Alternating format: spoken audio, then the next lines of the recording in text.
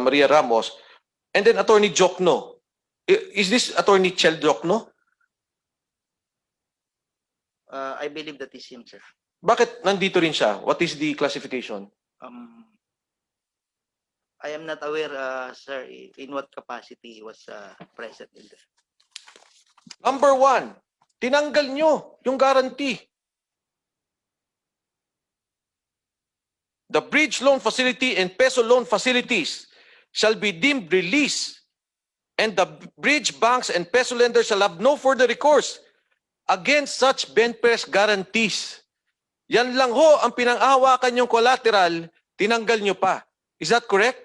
I think you have to explain that very well. I'm sorry.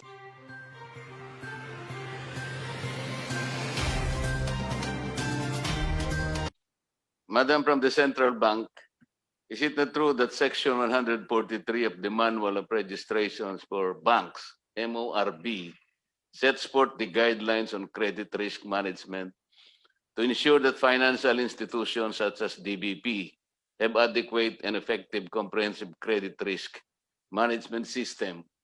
Ito po yung sa position paper ninyo. So in replying to the Honorable Defensor, meron po kayong guideline eh.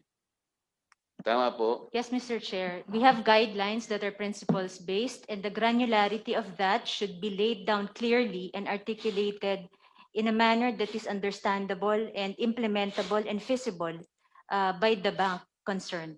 That is correct. But the Honorable Defensor is trying to articulate that, you know, there are certain loan proponents na wala namang collateral at hindi maliwanag, pero pero binibigyan ng ganun-ganun lang. How does this Section 143 operate pagka ganun lang kaluwag pala? Salamat po, Mr. Chair. Thank you, Mr. Chair.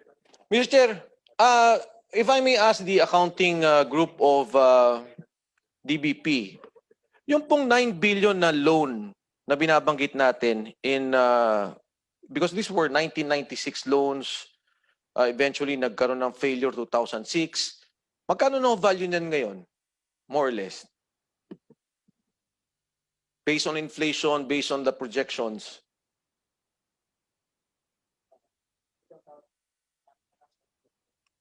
Ang ano lang po, more or less, a projection of what you want. 37% of the past value, 37%. We have to ask our investment bankers to compute that, sir. Would Because anyone be it's able to like, answer that question? future valuation? So Thank you. Anyway, Mr. Chair, I would think it would be somewhere in the vicinity of 12 to 15 billion, if I'm not mistaken, Mr. Chair. Would that be a correct estimation? No daw, no. Don't worry, a case won't be filed if you answered wrongly. It was just a... Maybe you should apply the 2% per year inflation. Okay, Mr. You Chair. multiply it and you compound it, you will get the answer.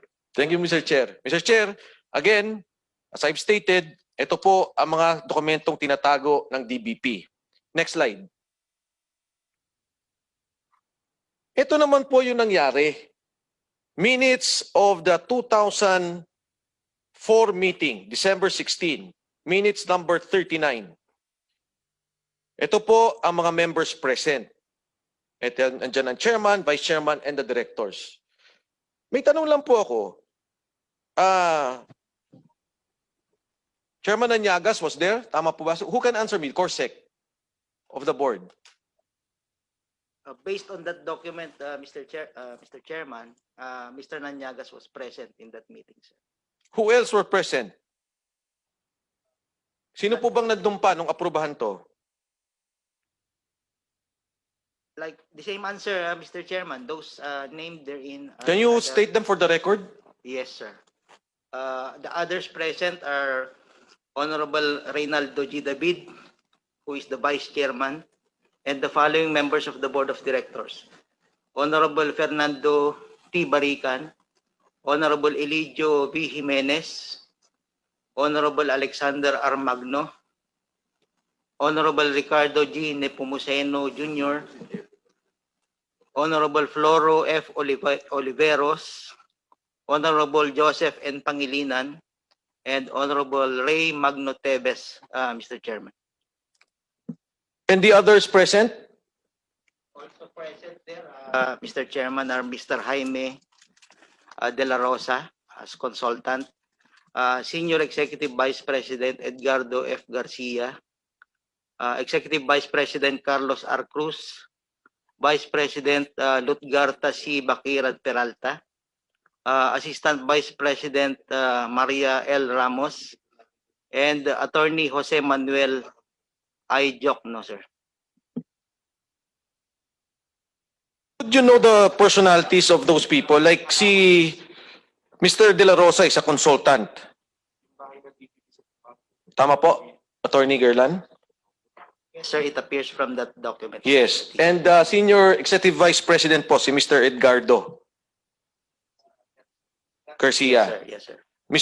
Executive Vice President si Mr. Cruz po. Yes, sir. He was then the Chief Legal Counsel of the DBP, sir. Chief Legal Counsel. Then you have the Vice President, Mr. Peralta, Assistant to the Vice President. Is that correct? Assistant Vice President pala. Yes, sir. Yes, sir. Maria Ramos. And then Attorney Diokno. Is this Attorney Chel Diokno? I believe that is him, sir. Bakit nandito rin siya? What is the classification? I am not aware, sir, in what capacity he was present in the... At any rate, Mr. Chairman, if I may proceed, next slide please. Ito ho ang nakakatakot dyan. Yung special transactions, letter D. Kasi mahaba po to eh. Minutes number 39, December 16, 2004. Ang nilagay po ninyo kanina, and I ask you, Attorney Adjong, di ba ho may JSS na pinirmahan? Joint Solidarity Signature. Yes, Tama sir. ho? Yes, sir. Number 1, tinanggal nyo yung guarantee. The bridge loan facility and peso loan facilities shall be deemed released, and the bridge banks and peso lenders shall have no further recourse against such benpress guarantees. Yan lang ho ang pinang-ahawakan yung collateral, tinanggal nyo pa. Is that correct? Sir, based on the records available, it appears that the board... Attorney Adjong, it does not appear. It was done. It was approved by the board. It was approved, yes, sir, by the board of directors of DBP. Exactly. Why? Yun lang ang pinangawakan nyo, ba't nyo tinanggal?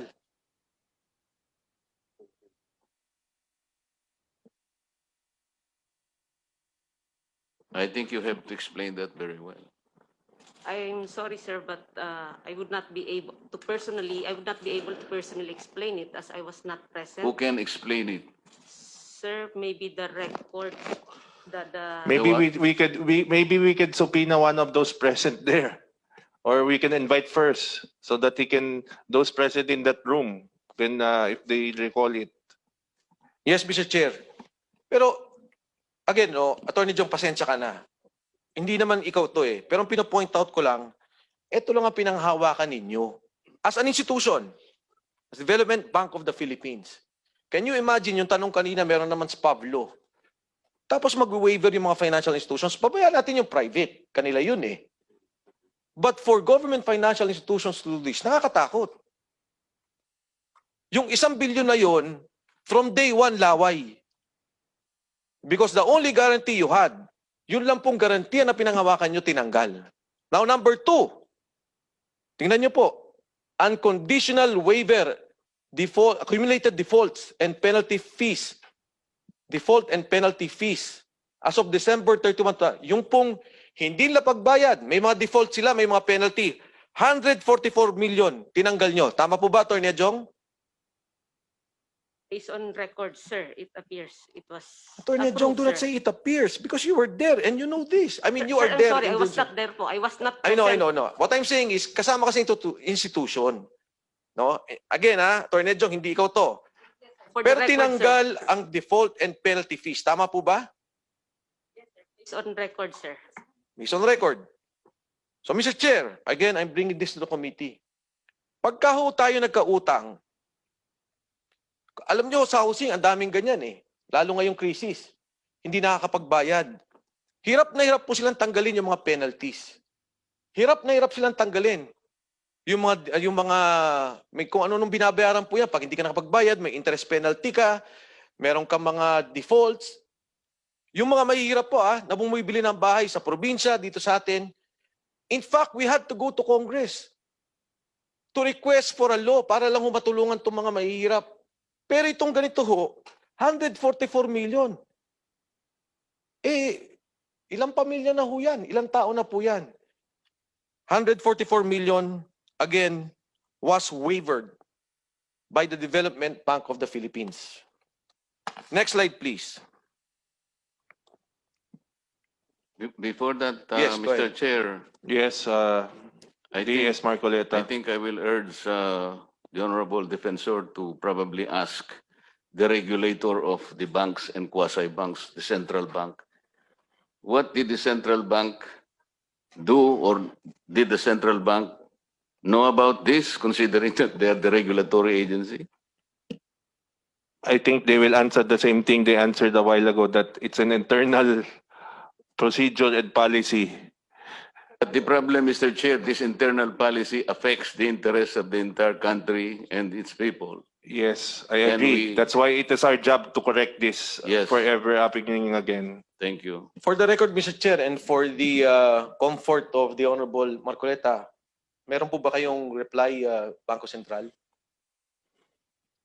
Mr. Chair, as to the particular transaction that is being flashed right now or discussed, I am personally not privy yet, so it may be untimely to comment on the case at hand.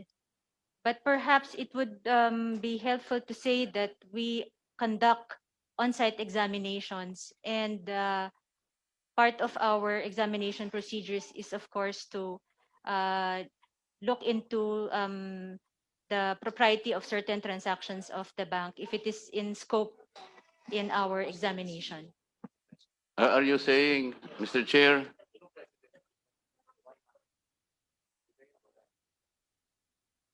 Mr. Chair, does Yes, the DS Marcoleta. Given that kind of answer, are we made to understand that the central bank does nothing in regard to its regulatory function, like looking into the contracts entered by the debtor and the FIs involved? Because considering that all these are money of the people, I think central bank has an active role in being able to look into all this, particularly the examples already made that even transactions with no collaterals based on JSS only, and there is an action removing the very assurance that those loans can be collected. The central bank, as a regulatory agency, has the responsibility to look into this and probably even monitor before it happens.